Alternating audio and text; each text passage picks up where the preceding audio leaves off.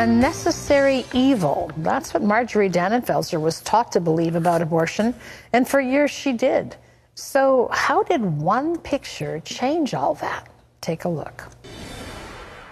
Marjorie Dannenfelser was a staunch pro-choice Republican for years, until she was faced with a life-altering question that changed her mind. The argument that stopped me in my feet, the thing that made me turn around and walk back my own weak arguments, was the one question pointing to that picture saying, "What is that you are looking at?" I was speechless. Since then, she has thrown herself into the battle to end abortion as the president of the Susan B. Anthony list. She has worked with presidents and other political leaders in the fight to save the unborn, which she shares in her book, Life is Winning. Please welcome to the 700 Club, Marjorie Dannenfelser. Marjorie, great to have you with us. Thank you. What a joy to be with you. Will you talk a little bit more about exactly what you were taught about abortion growing up? Yeah, well, I think the most important thing is that we really didn't discuss it much at all. Even though it was a raging issue in the culture, our dinner table conversations talked about everything else. And if the A word ever did come up, it was considered a necessary evil, something that, it's a shame that has to happen, but people have to have the power to move on with their lives, regardless of whether they, and be able to choose whether you want to have children or not. That's how I thought about it. And then I also thought about it as something that I knew, because I didn't see it as any problem, that I would definitely have an abortion if I ever thought that I, quote, needed one. And so my body, my choice, that really shallow mantra of the feminist movement, even though I was pretty Republican and conservative in other areas, really took hold of me. And I think, wow, it's good when you pick a really shallow premise, because it's pretty easy to destroy with God's grace, which did happen. Well, I think also it's pretty easy to have an opinion about something if you've never been in a situation where it actually needs to be addressed by you. During college, you went through a pregnancy scare yourself. What made you feel furious at that point? I felt like a trapped animal. And I was going to Duke freshman orientation just in a few days. Didn't leave my room, did not know what was going on, until I decided to deal with this with my mom and dad, and we decided, if it's quote necessary, then we'll have it all set up.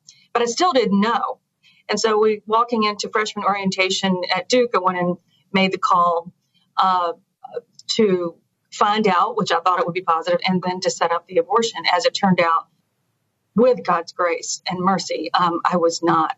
But what made me furious was other people that thought they could make that decision for me, that somehow because only I would have to bear the consequences and not they. It made me furious that anybody could tell me what to do with my life, my decisions, my choices, and my body.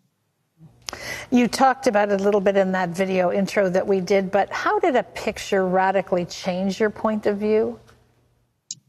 Yeah, so then, God loves the word never.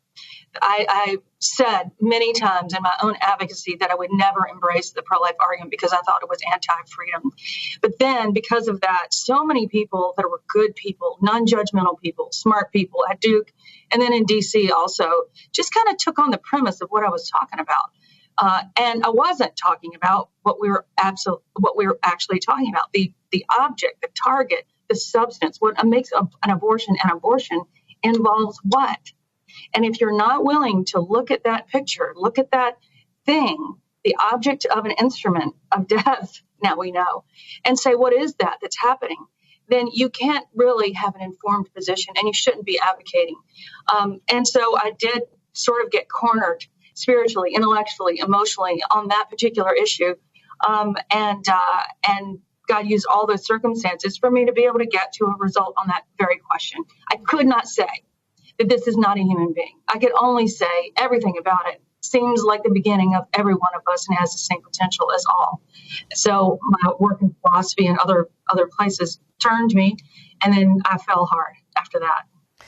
Talk about the progress the Susan B. Anthony list has made in the battle against abortion, because things have changed over the last few years. They really have. And like every other great human and civil rights movement of this country, there is a time where there is a raw, organic belief that has not been expressed politically or culturally in a really loud and conclusive way. And that is what we set out to do at Susan B. Anthony List, to express the deep pro-life roots of this country through our political process given to us by our founders in order to fix a great human rights wrong.